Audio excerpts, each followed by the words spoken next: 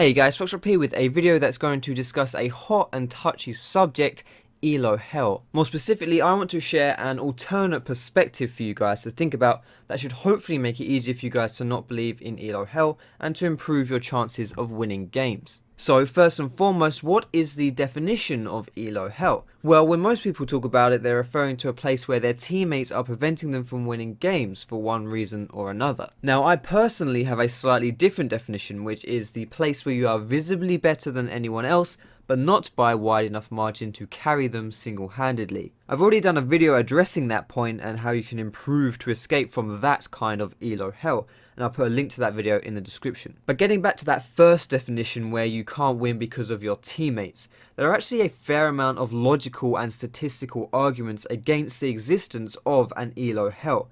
But I can understand that it's hard to appreciate such things when you feel powerless and frustrated in your games. So instead of giving you arguments and data, I want to share a different perspective, a way you can be looking at things to soften your Elo Hell woes. The basis of this perspective is that you should think of your allies and enemies as the same people or the same player base. Now, I don't mean you should try and team kill your allies and that you should donate your blue buff over to the enemy mid laner. By saying your allies and enemies are the same people, I mean that anything you say about your allies, you can say about your enemies too. The reason for this starts the very moment you hit that play now button. By doing this, you signify to the matchmaking wizard that you are ready and willing to play a game.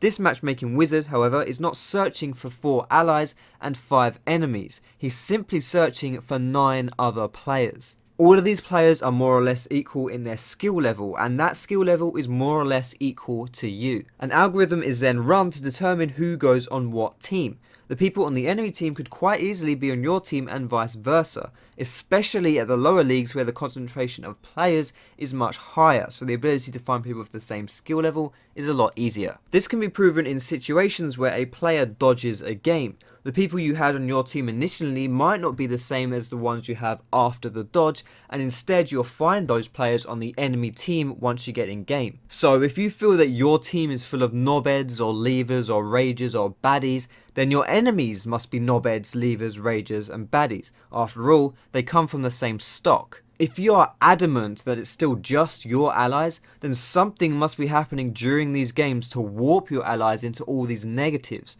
And if that's the case, you have to look for a common denominator in your games to blame. Unfortunately, the only one is you. Either that, or you're viewing your team with piss-tinted glasses. If you can buy into this perspective, however, it'll help you in 2 major ways, both of which will help you improve as a player and therefore win more games. Firstly, you'll stop believing in Elo Hell. This means you'll stop only seeing flaws in your allies and will instead shift focus onto yourself. Recognizing your own mistakes is the first obvious step in correcting them and obviously therefore being a stronger player. And the second way it will help you is by gaining a new appreciation and awareness of your enemy's flaws.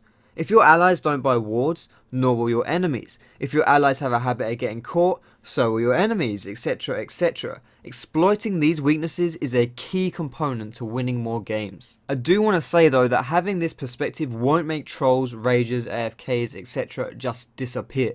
Bad games will still inevitably happen, but don't let them poison your entire experience. If you do struggle to stay calm and focused, however, I've also done a video on how you can stop raging and keep calm and stuff like that in game, which may be of use to you. The link to that video will also be in the description. So I do hope you found this video useful, because I strongly feel that by applying and believing in this perspective, you'll become a much better player. I find it quite compelling, and personally it helps me to keep my frustrations down as well. As always guys, if you enjoyed this video, feel free to give it a thumbs up. You can leave a comment discussing this issue and I'll try to get around to answering some of those questions. Don't forget to subscribe if you want to see more educational league content with a bit of entertaining stuff on the side as well. You can also check out my other videos, but most importantly guys, thank you very much for watching and I will see you in my next video.